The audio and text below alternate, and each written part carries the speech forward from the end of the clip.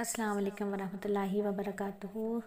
جی میری شہزادیوں، دل بدل دے کورس کا آغاز ہو چکا ہے اور دل بدل دے کورس کا آغاز بالکل ہو چکا ہے۔ 2 اسباق جا چکے ہیں۔ اس دفعہ ہم نے سب سے پہلے اپنے گناہوں کو سمجھنا ہے نا۔ دیکھو بیٹے، کپڑے کیوں بدلے جاتے ہیں؟ ہم اپنے کپڑے تبدیل کیوں کرتے ہیں؟ گندے ہو جاتے ہیں تو بدلتے نا۔ تو گندے کپڑوں کے اوپر صاف کپڑے نہیں پہنے جاتے۔ اسی طرح سے گندے دل کے اوپر نیکی کریں گے، بہت مشکل سے نیکی اندر جذب ہوگی۔ تو ہمیں نیکی کو جذب کرنا ہے، دل کے اندر نیکی کا نور اترتا ہوا محسوس کرنا ہے۔ اس لیے پہلے گناہوں کی ظلمت، گناہوں کی گندگی کو اپنے دل سے باہر نکالنا ہے، جس پر سب سے زیادہ ہمیں محنت جو کرنی ہے نا، وہ کرنی ہے اپنے اس موبائل فون پر۔ ٹھیک ہے، اس موبائل فون کے ذریعے جتنے زیادہ گناہ ہو رہے ہیں نا، جتنے زیادہ گناہ اس موبائل فون کی وجہ سے ہو رہے ہیں، میری عقل یہ کہتی ہے اس سے زیادہ گناہ اور کسی وجہ سے نہیں ہو رہے۔ سب سے زیادہ گناہ اس موبائل فون کی وجہ سے ہو رہے ہیں، اور یہ ضرورت بھی ہے، عام ہے نا، بالکل اتنا عام ہو چکا ہے کہ اسے معاشرے سے نکالنا مشکل نظر آ رہا ہے۔ اب میں پول دوں گی یہاں پر، آج کا ایک پول سیٹ کروں گی۔ کل جو سب سے پہلا سبق آپ کو ملا تھا وہی تھا کہ ہم 1 گھنٹے کے لیے اپنا موبائل بالکل الماری میں بند کر دیں گے، اسے چھوئیں گے بھی نہیں۔ تو آج کس نے وہ اپنا تمرین کی، کس نے اپنا ہوم ورک کیا اور کیا محسوس ہوا ہے نا، اس پر کل ہم نے بات کی تھی۔ تو ہمیں اپنا موبائل ابھی سے چھوڑنا ہے، اور کوشش کریں کہ ہم جو موبائل چھوڑنے کا وقت لگا رہے ہیں نا، وہ لگائیں عصر سے مغرب کے درمیان کا کوئی گھنٹہ۔ جیسے عصر ہماری آج کل 4:15 بجے ہو رہی ہے، تو 4:15 سے 5:15 بجے تک ہم موبائل کو بالکل نہیں چھوئیں گے۔ ٹھیک ہے، تو عصر کی اذان یا عصر کا وقت جیسے ہی داخل ہو رہا ہے، اس وقت سے لے کر پورا 1 گھنٹہ ہم موبائل نہیں چھوئیں گے۔ سب سے پہلے ہمیں اس سے 1 گھنٹے کی دوری اختیار کرنی ہے، یعنی گناہوں سے بچنے کا یہ سب سے بہترین طریقہ ہے کہ 1 گھنٹے ہم اپنا موبائل بالکل نہیں چھوئیں گے۔ پھر دیکھیے گا آپ کیسا دل بے چین ہوتا ہے، کیسے تڑپتا رہتا ہے کہ پکڑ لیں، کسی طرح موبائل چھو لیں، کسی طرح سے واٹس ایپ چیک کر لیں۔ تو اب اس کو معاشرے سے نکالنا تو درکنارے، اسے اپنے ہاتھ سے ہٹانا مشکل نظر آ رہا ہے، لگتا ہے ہاتھ سے چپک گیا ہے۔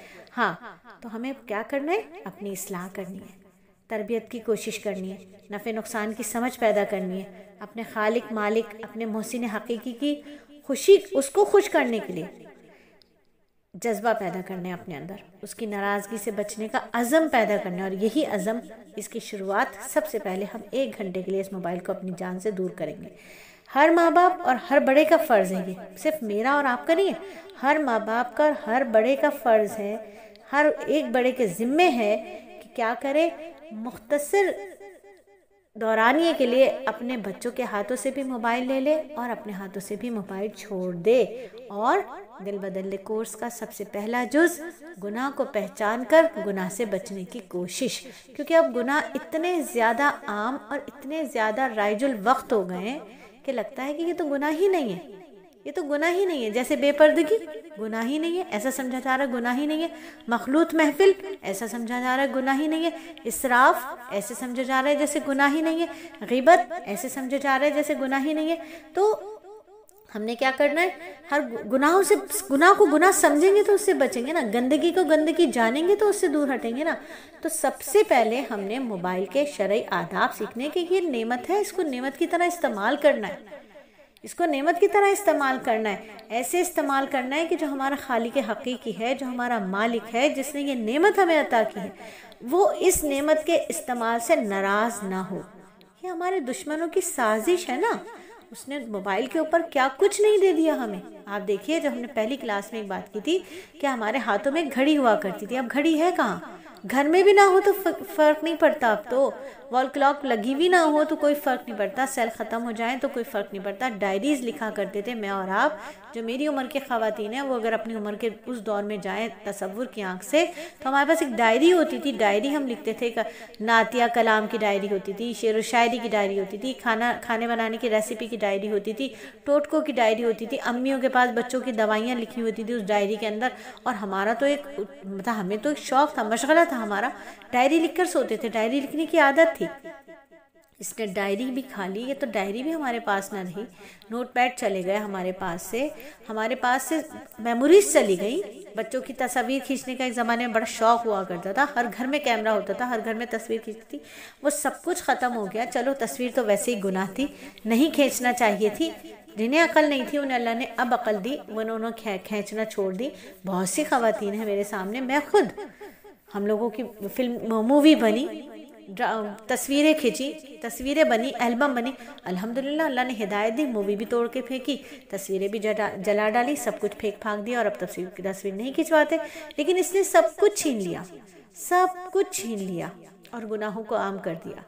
گانے, ویڈیوز, تصویر, مس کالز, دوستی, مجلس کیسے, اس موبائل کے اوپر ایک پوری مجلس ہو رہی ہے, نامحرم سے باتیں ہو رہی ہیں, ڈی پی پہ تصویر لگی ہوئی ہے, پھر الٹی سیدھی واہیات ویڈیوز کا لین دین. تو یہ اتنا عام ہو گیا, اتنے یہ گناہ عام ہو گئے کہ ان میں کوئی قباحت ہے ہی نہیں. ایسا لگ رہا ہے کوئی برائی نہیں ہے. جب اتنے گناہ عام ہو جاتے نا تو ان کی قباحت اور برائی بھی آہستہ آہستہ دلوں سے نکل جاتی.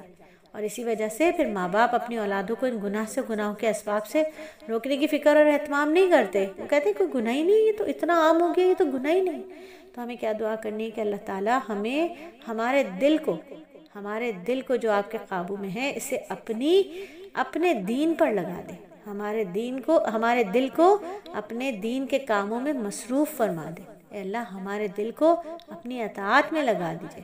تو دعا کرتے ہوئے آج پھر ہم اپنے موبائل فون کا شرعی استعمال سیکھیں گے اور کچھ نئے آداب سیکھیں گے کہ ہم نے موبائل فون کو کس طرح استعمال کرنا ہے. یاد رکھیے کل سے ہم نے ایک ہوم ورک شروع کیا ہے کہ 1 گھنٹہ ہم عصر سے مغرب کے دوران اس موبائل کو ہاتھ نہیں لگائیں گے.